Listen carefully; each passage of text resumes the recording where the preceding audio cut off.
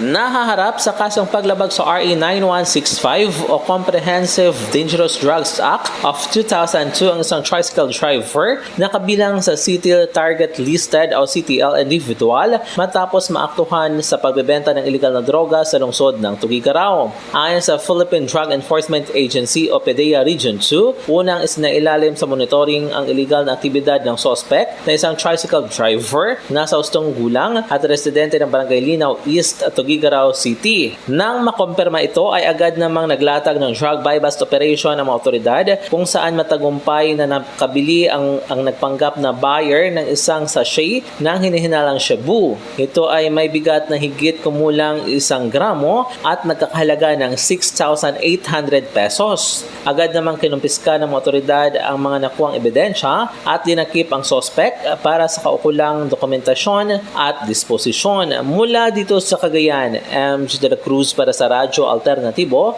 Balita Nationwide.